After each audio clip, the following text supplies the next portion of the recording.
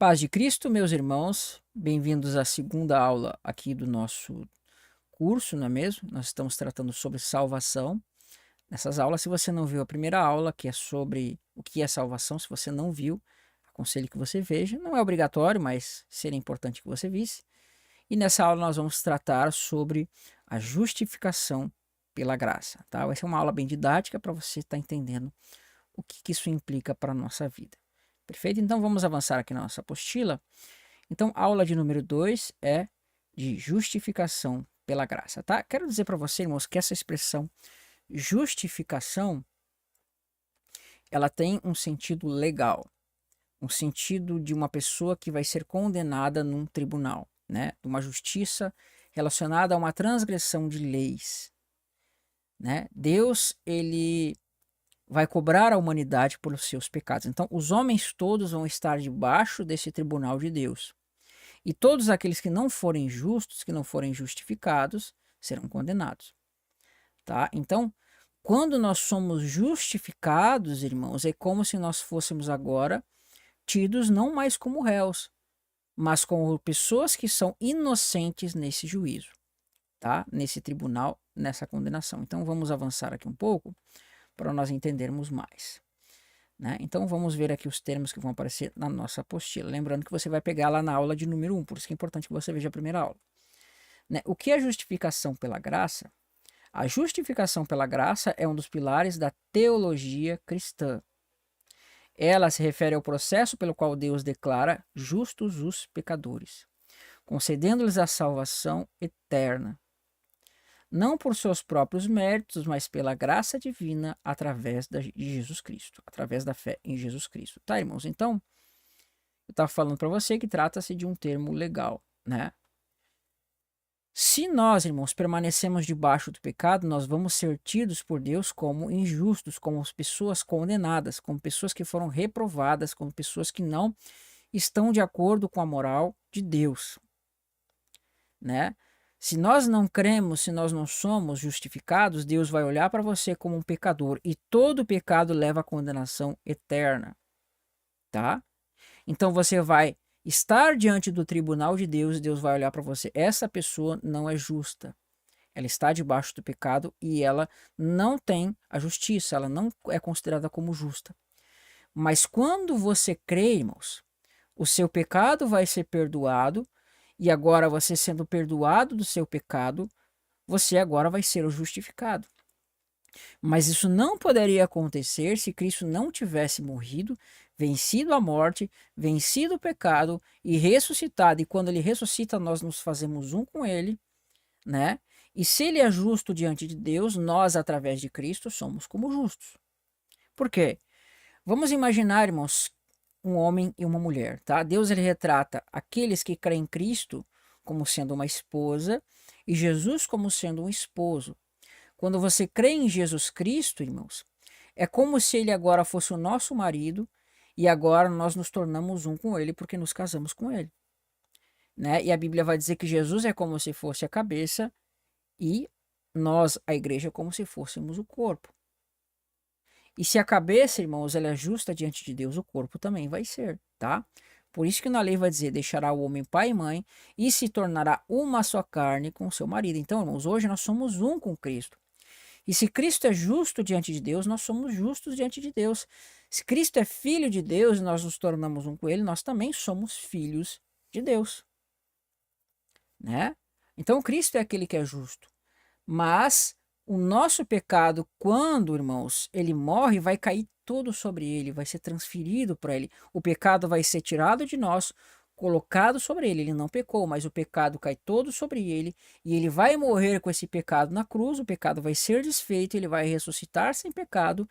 E agora, quando ele ressuscita, nós nos tornamos um com ele e assim nós vamos ter os nossos pecados perdoados, tá?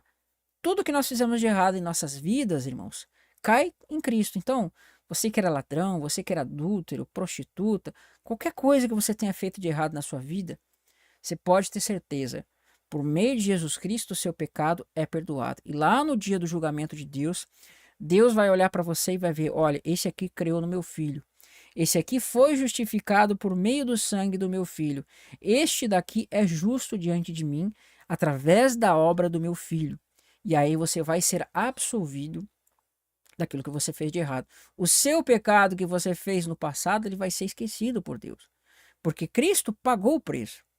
Ele pagou o preço por nós para que nós fôssemos perdoados dos nossos pecados e das nossas transgressões. E se você não tem pecado, se você não é mais contado como os pecadores que vão ser condenados, você é justo, né? A prova de que você é justo é justamente que você vai ter o sangue de Cristo na sua vida, tá? Então, é somente o sangue de Cristo, o trabalho de Cristo na cruz, o sacrifício dele que te transforma, que faz com que você seja considerado justo diante de Deus. Você sai do estado de pecador condenável ao estado de justificado em Jesus Cristo, a posição de filho de Deus. Deus não vai condenar você agora, porque você foi justificado em Cristo Jesus. Perfeito? Então, a justificação pela graça é um dos pilares da teologia cristã. E o que significa graça nesse contexto de justificação? Irmãos, a graça significa um favor imerecido. Irmãos, nós não merecemos nada diante de Deus. Nós não merecíamos coisa alguma porque nós éramos pecadores e nós seríamos condenados ao inferno.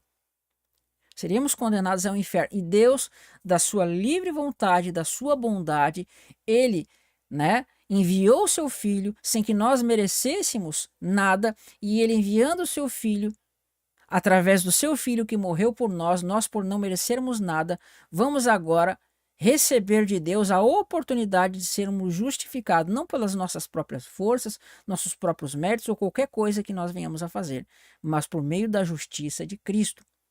Aquilo que ele fez é que é o importante, não é mesmo? Então, ele vai ser justificado, vai ser a causa da nossa justiça, e quando nós cremos, nós seremos justificados, tá? Então, nós não merecíamos nada, e por meio do trabalho de Cristo fez por nós, sem nós merecermos nada, nós estamos sendo justificados, tá? Então, basicamente, esse é o conceito da questão da graça aqui, tá? Nós fomos justificados sem merecer, né? Fomos justificados por meio do trabalho de Cristo que nós não merecíamos.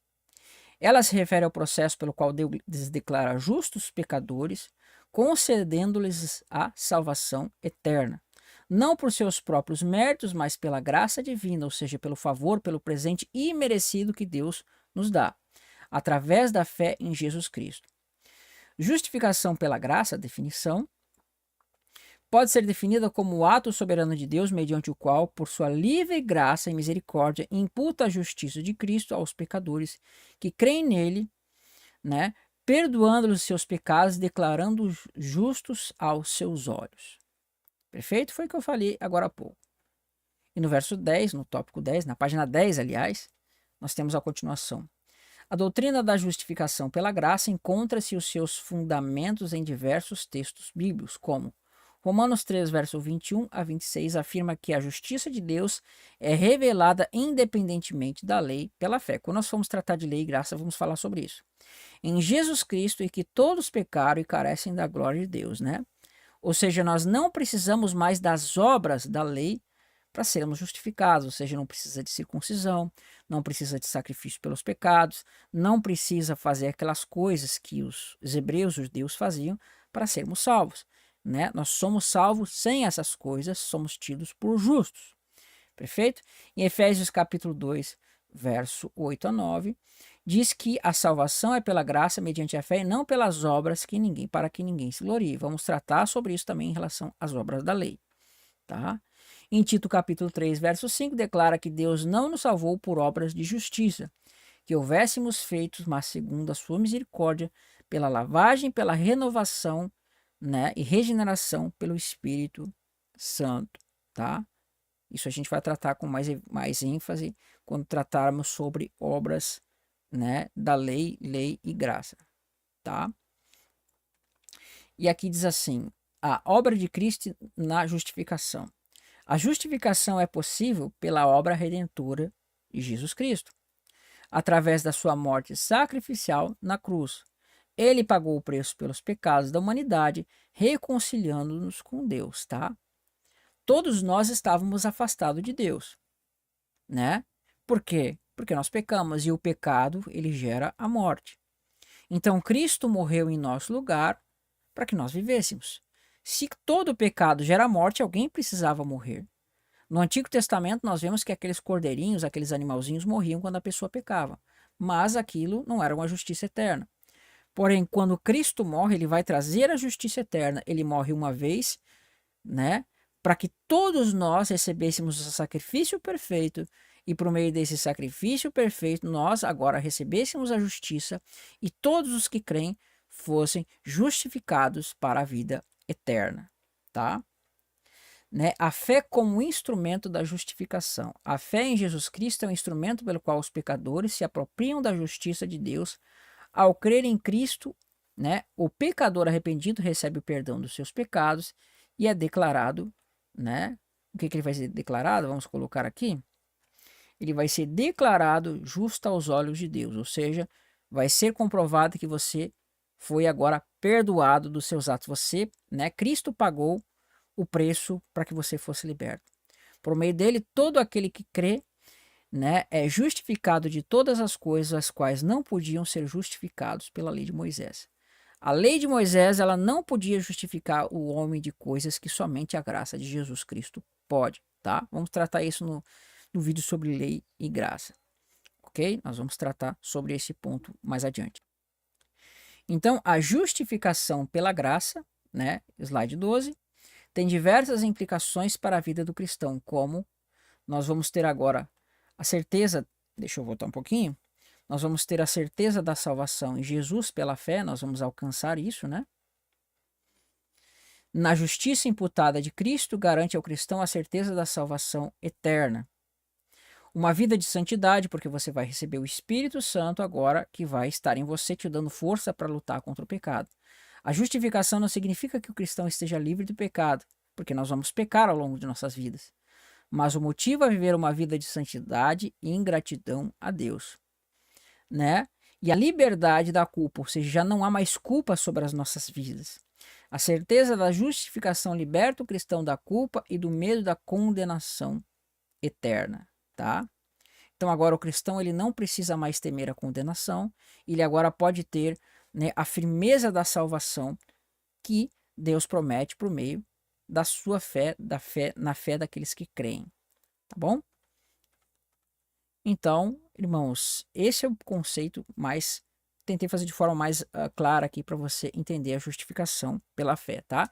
É literalmente você ser perdoado dos seus pecados e agora Deus no dia do julgamento vai ver que você é justo e você vai o quê? Ser salvo e não vai receber a condenação, tá bom? Espero você na aula 3 e até lá, que Deus abençoe a sua vida. Tchau, tchau.